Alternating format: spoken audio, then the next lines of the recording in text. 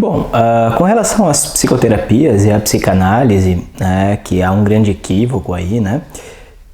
Algumas pessoas continuam acreditando que existe isso de psicoterapia psicanalítica, por exemplo, ou que a própria psicanálise é uma psicoterapia.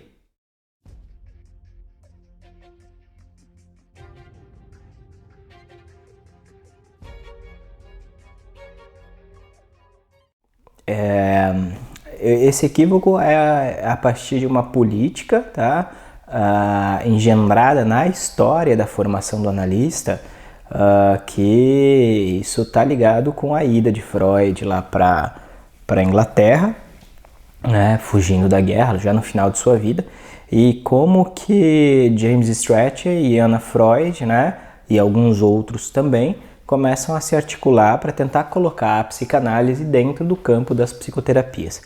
Mas eu acho muito importante que a gente volte um pouco, né, no tempo.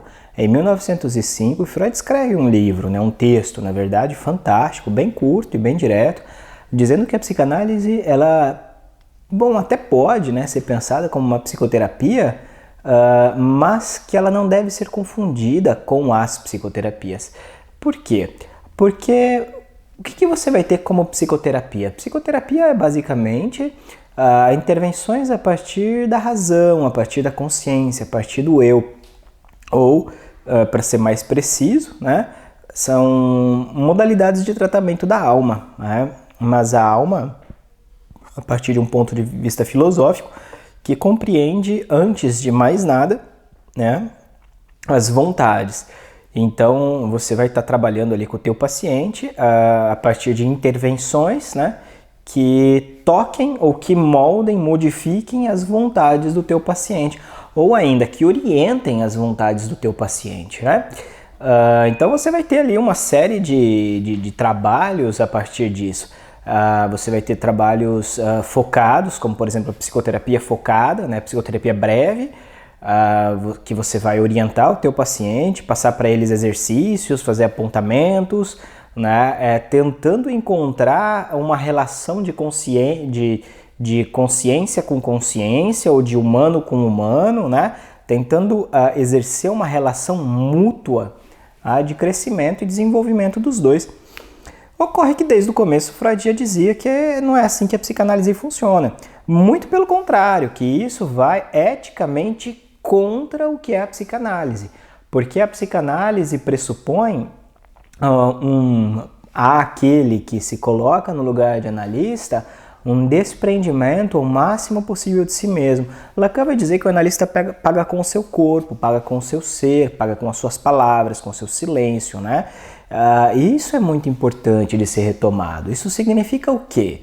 Que a partir do momento em que eu acolho alguém como meu paciente ou como meu analisante e começo a trabalhar com ele, significa que eu já não sou mais um marco. Então eu não posso fazer nenhuma intervenção, absolutamente nenhuma palavra deve sair da minha boca que não seja no intuito de ecoar e fazer com que o próprio paciente se escute, tá? E possa, a partir desse se escutar, se dar conta de algumas coisas que ele fala e que de alguma forma ou por alguma razão ignora. Veja que interessante então, a intervenção do analista ela é sempre a partir da própria fala do paciente. Quem sabe na clínica da psicanálise não é o analista. Claro que o analista tem um saber fazer, né, a partir da teoria, mas eu vou aprender com o meu analisante, primeiro, como ele funciona, porque eu não posso colocar ele igual a qualquer outro que eu atenda, né? Isso é muito importante, muito precioso. A psicanálise trabalha com a clínica do particular, né? Da produção de cada um. E a psicoterapia já não. A psicoterapia, por exemplo, você vai ter a clínica com borderline, a clínica com psicossomáticos, a clínica com anorexia, a clínica do... Para a psicanálise é sempre a mesma clínica, a clínica da escuta do sujeito através da associação livre. Tá? A intervenção é no sujeito. Pouco importa, né? Se é neurose, psicose, perversão, autismo. É claro que a modalidade de intervenção muda. Tá? Como assim? Né? Aí você vai ter especificidades, né, de cada clínica, mas que cada neurótico que chega e desenvolve, né, a partir da sua fala, nós podemos encontrar um funcionamento neurótico, o que é bem interessante porque a gente tira do campo da psicopatologia, né, a neurose, por exemplo, e começa a trabalhar ela como uma modalidade de funcionamento, né, desse sujeito. Quando eu vou intervir, eu não vou intervir de outra forma que não seja a partir da fala do próprio paciente. E que, eu acho que isso é muito bacana, que não existem dois neuróticos iguais. Né? Então, há alguma coisa que organiza e que, podemos dizer assim, que é relativamente comum, né? Dentro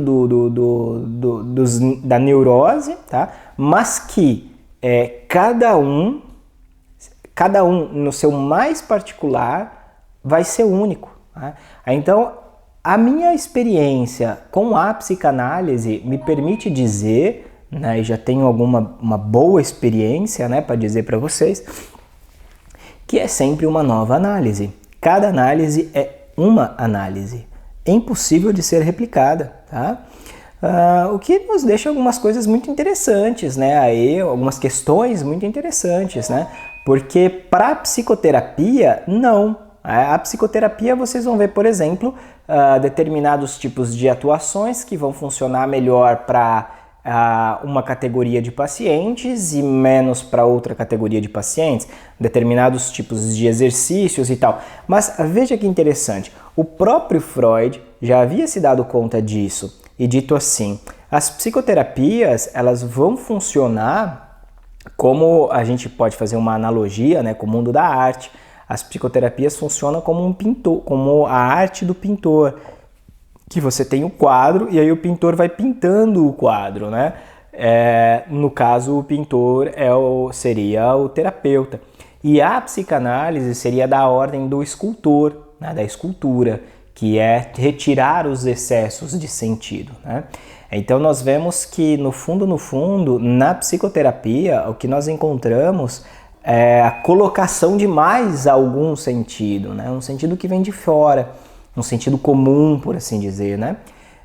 E o que nós temos com a psicanálise é a retirada o máximo possível desses sentidos. Depois, em um dos últimos textos de Freud, né, que ele vai trabalhar lá sobre construções em análise, ele vai comparar inclusive a psicanálise com o trabalho do arqueólogo, né, que é de desenterrar alguma coisa, de limpar, né? Tem hora que você vai lá com a pá e cava, mas tem hora que você tem que passar com muita fineza, né? Mais uma vez retomando a essa questão da escultura, né? De poder trabalhar com o material ao mesmo tempo com uma picareta ou com um pincel, com mais força ou com mais delicadeza, mas sempre no mesmo ponto, que é intervir, né, para retirar os excessos.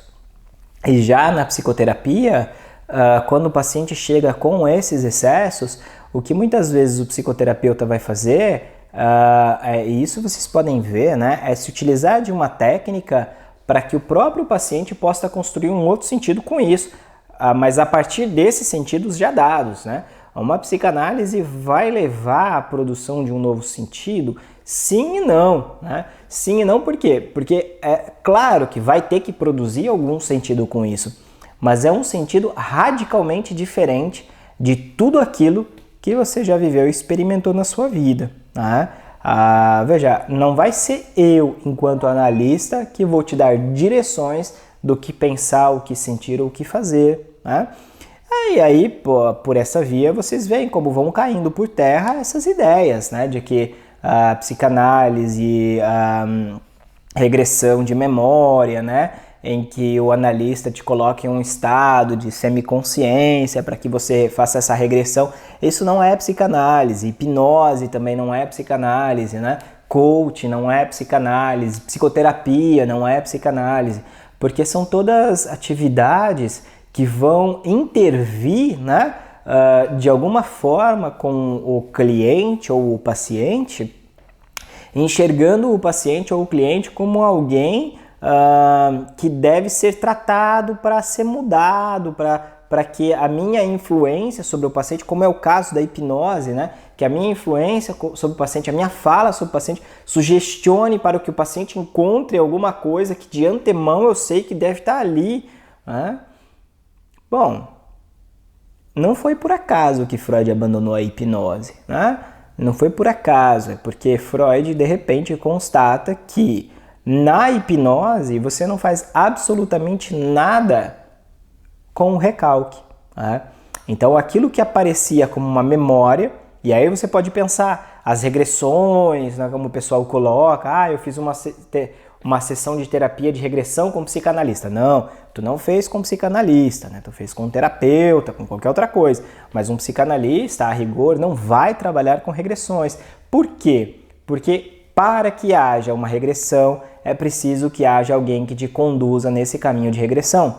E um psicanalista não te conduz a outro lugar que não seja, e isso é muito importante, que não seja a tua própria fala, ok?